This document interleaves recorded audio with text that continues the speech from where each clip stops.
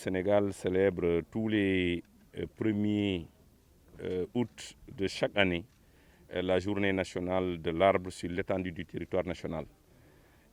Cette année, le thème, c'est la restauration des terres, sources d'emploi et de sécurité alimentaire. Cette année, l'arbre parrain, l'année dernière, parlant de la journée de l'arbre de l'année dernière, bien sûr, l'arbre parrain, c'était le baobab. Cette année, l'arbre parrain, c'est le Khaya sénégalensis, communément appelé le Khaye Cedra.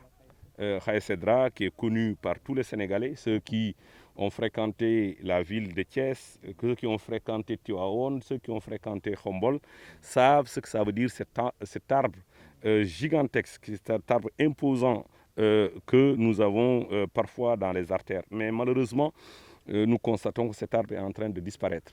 En train de disparaître, vous savez,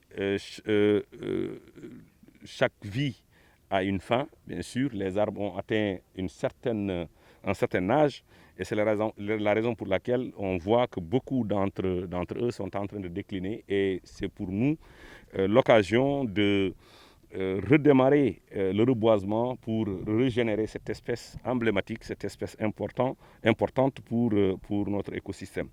À chaque fois qu'on célèbre la journée de l'arbre, on déclenche la saison, c'est-à-dire la campagne, l'ouverture de la campagne de reboisement. Et je voudrais dire également, de manière concomitante, cette cérémonie est organisée dans toutes les régions du Sénégal parce que c'est la journée nationale de l'arbre.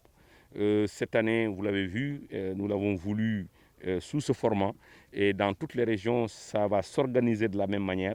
Mais le plus important, c'est de célébrer cette journée importante, mais également de débuter la campagne de reboisement. Maintenant, vous savez, reboiser, c'est une chose, mais entretenir les espèces est également une autre chose. Je lance ici un appel aux jeunes qui vont rejoindre la direction de l'environnement, qui vont rejoindre la direction des eaux et forêts, chasse et conservation des sols, qui vont rejoindre l'agence sénégalaise de la reforestation et de la Grande Muraille Verte, de faire en sorte que les attentes que nous avons, les attentes du chef de l'État soient réalisées à travers bien sûr la discipline, l'engagement et la volonté de faire avancer les choses, notamment dans notre pays. La pression, elle est importante. Vous savez, partout, on voit des situations déplorables, inacceptables. Inacceptables parce que des personnes non identifiées s'adonnent quotidiennement à des coupes illicites de bois, notamment dans les régions sud-est du pays. Et cela est inacceptable. L'État est en train de s'organiser à travers les forces de défense et de sécurité pour organiser des missions conjointes avec les agents des eaux et forêts pour mettre un terme à ces gestes.